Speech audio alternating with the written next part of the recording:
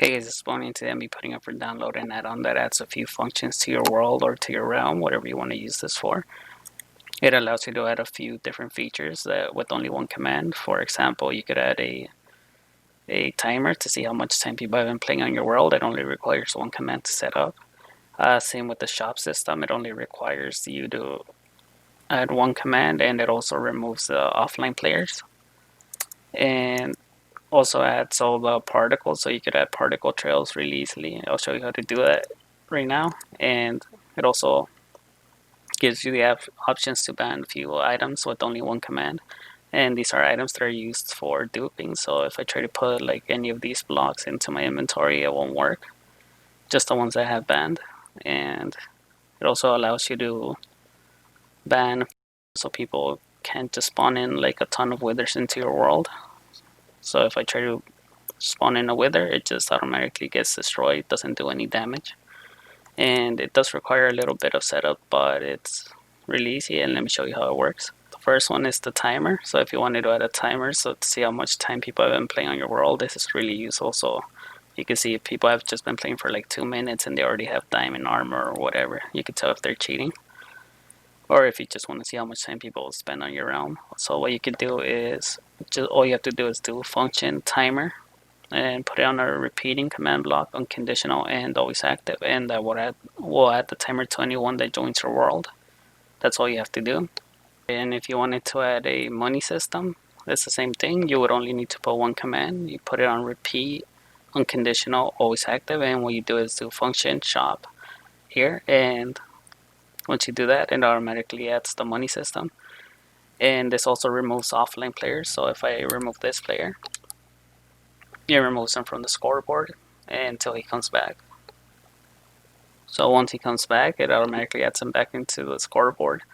So this is also really useful. You don't have to set up any commands, just one. And it removes offline players and just makes it much easier. And let me show you how this one works. So how you have to set this one up. So first you set this up, and then to give money, this is how you do it. So you could do scoreboard players add P money, and then the amount of money you want to give them. So right now I have it set to 1,000. So if I click it, it gives me 1,000. And to remove money, you do scoreboard players remove at P, or there you can switch the P for their gamertag or whatever. And then you put money and then the amount of money you want to remove. So this one will remove 100. And you could use this to make shops. So you could buy an apple for $10. And so if I click it, it removes 10 from the scoreboard and it gives me the apple. And you could also do it the other way around. You could sell the apple for 10 or whatever item you want to do. So removes the apple and it gives me the money. And let me show you how you set this one up. So if you want to buy an item, this is how you could set it up. So you could do impulse, unconditional, and needs redstone for the first command block. And then you could do, this is the command you could use. So you could do scoreboard players test at P money 10 and then a really high number. So the way this works is testing if the closest player has at least 10. So this is the minimum they have to have. So right now if they have 10, and this is the maximum of money that they could have. So for the minimum, put whatever amount you want it to cost, and for the maximum, you just put a really high number. Just make sure it's a high number. And then the next command block is a chain conditional always active, and the command is scoreboard players remove at P money, and then the amount of money you want to remove from them. So whatever you put here on this one is testing if they have at least 10. And this one is removing the 10 from their scoreboard. So make sure it's unconditional so it doesn't activate until it verifies that you have at least 10. And then the next one is going to be chain conditional always active, and this one's the one that gives the item, so this one's going to give them an apple, so give at P apple. And then the next one, this one is optional, same with the last one. It's going to be chain conditional and always active. This one plays a sound whenever they buy the apple, so it's going to play sound random the level up at P. So you can put whatever sound you want here. That's the one I use. And then this one just gives them a message, so it's chain conditional and always active. So it's going to be title at P action bar and then a message, so you could put whatever message you want there.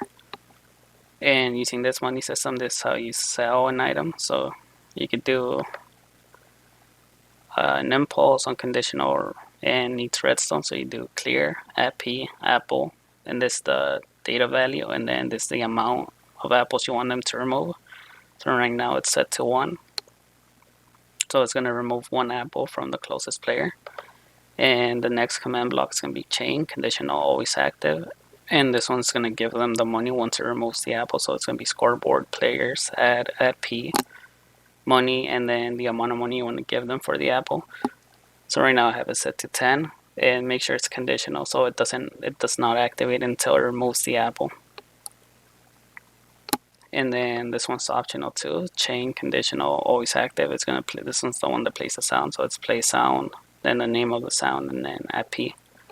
And everything you can do is, and sometimes it takes a long. If you do it like this, it takes a long time. If you want to sell like 64 apples, it's gonna take a long time. So you could also do is do the same thing, except you make it a repeating command block. So you put a repeat, unconditional, and needs redstone. So it clears P, apple, and then data value, and then the amount of apples you want it to be clearing. Set it to 1. So it's constantly going to be removing an apple from the closest player. And then the next one is chain, conditional. Make sure it's conditional. So it stops working once they run out of apples, and it's going to be scoreboard players add P, money, and then the amount of money you want to give them for each apple. This will just make it faster. So if you wanted to sell 64 apples, this will go a lot faster. And this is just another way to do it. And what you could also do is, for example, if you want to set up a shop, but you don't want the command blocks to be visible, or you could also do it like this, so the command blocks aren't anywhere near here. So, and when I click it, it gives me the potion. And the way you do this is the exact same way you put these commands. But the only difference is that you add this command block, and what this command block does is it tests for when you press the button over here. So you could actually put these command blocks like below, or you could put them really far away, somewhere where they're not showing. And this is how it works. So it's test for block, then the coordinates of where the block is, and then right now I have it set so it's testing for a stone button, and then this is the data value of the stone button. So whenever I press the button, it sends a redstone signal, and it activates the buy commands. And let me show you how it works. So right now the button is at these coordinates, so it's -7, 30, and 3. But the button's 1 block up, so it would be 31. So it's -7, 31, and 3. So it's testing for the block at -7, 31, and 3. But you can put your coordinates over whatever block you want to use. And then the block you want to test for, so stone button. So it's always testing for a stone button, but stone buttons have a different data value when you press them than when they're not pressed. So right now I have it set 13, so it's detecting when that button is being pressed. Also, with stone buttons, depending on what direction you have them looking, they have a different data value. But yeah, this is just another way to do this. You could also sell any, it doesn't actually have to be an item, you could sell anything. It could be like, it costs $10 to teleport to a specific area. So right now it's going to cost me 100 to TP. So if I press it, removes 100 and it teleports me, and this is how it works. So it's the same as the buying commands. So it's going to be impulse, unconditional, and needs redstone. So scoreboard players test at P, money 100. So it's just testing if I have 100. And this one's the one that removes the money. So scoreboard players remove at P, money 100, chain, conditional, and always active. And this is where you can put any command. So it's going to be chain, conditional, and always active too. And right now I have it so it teleports me. So TP, at P, and then wherever I want it to teleport me. So you can replace the apples with anything. It doesn't have to be an item. You can do anything. Another thing you could do is you could sell particle trails. So this is what I did on my realm. So if I press this button, it gives me a particle trail, and this won't go away. And I'll also show you how to set this up right now. But it's the same thing again. the same commands again. Except instead of giving you an item, it gives you a specific tag, and I'll show you how to add these tags for the particles right now. Alright, and to add the particles, I made it pretty simple, so all you have to do is set one command block.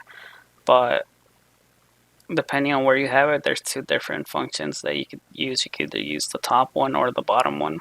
So you could set the particles at the top or the bottom. So if you wanted them at the top, this is the command you would use. So set up a repeating command block, unconditional, and you could put it as always active or needs rest on if you want to activate it with the lever. And this is the command. You just do function, particles. You could do top or bottom, whatever you want to use. So if I turn this one on, it's going to be at the top. Particles are going to be at the top. And if I turn this one off and turn this one on, the particles will be at the bottom.